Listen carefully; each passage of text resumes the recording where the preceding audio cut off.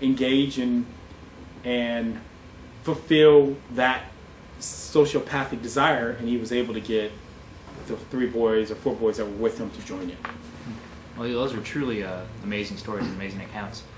But we mentioned before the interview about the Afghan people, so tell me your experiences with any civilians or the natives and Afghan people. Or you mean, in my case, Iraqi. Iraqi, yeah, sorry. The people were wonderful. Again, all the same human dynamics here in America that we exhibit, they exhibit. You have haves, have-nots. You have the position of power, the position of wanting just to belong. Of 24 million people, maybe 500,000, maybe as much of 1 million were in the Saddam clan. Got to hang out with Saddam, got the cars, all the beautiful women that were brought in, the lived among the palaces that were built. Majority of the people were impoverished beyond anything that we could ever imagine. So impoverished, trash is thrown in their communities.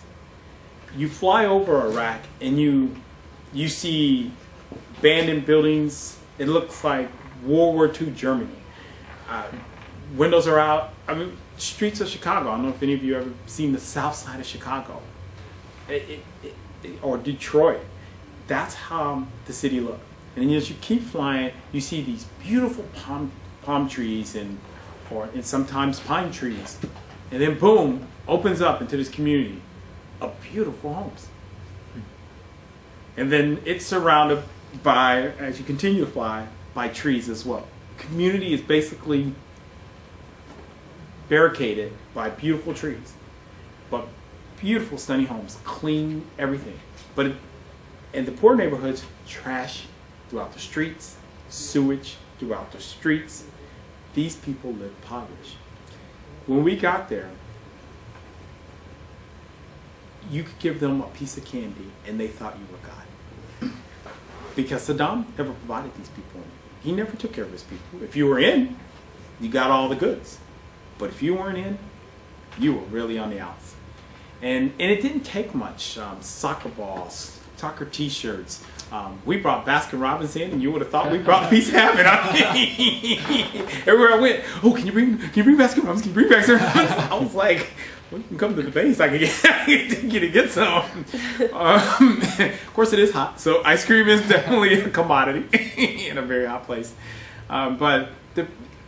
That's when hanging out with the people and getting to know the people of Iraq is when I came up with the mantra. And because in just talking to them, all I could hear over and over was, thank you for bringing us peace. The women would just, thank you for giving my kids an opportunity. And that's when I came up with the mantra, liberty lies in the heart of every human being.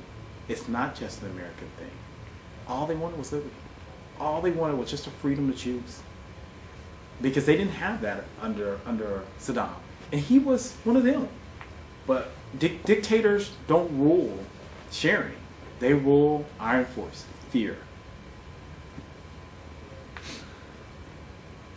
Can you tell us about any changes that you noticed in Iraq while you were there? Simple things. Water supply. Water was more expensive than oil.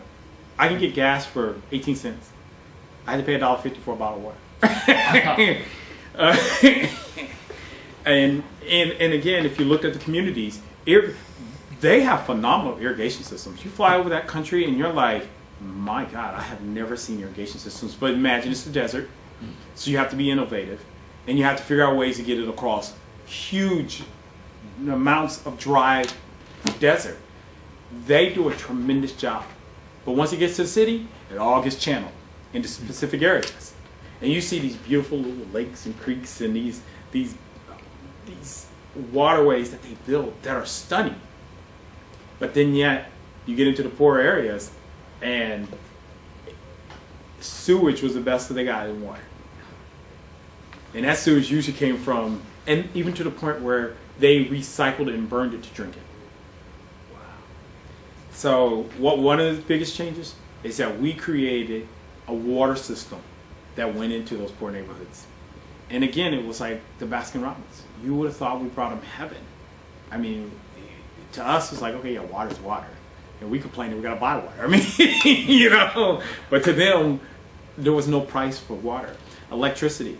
Saddam would control electricity because he wanted to make sure the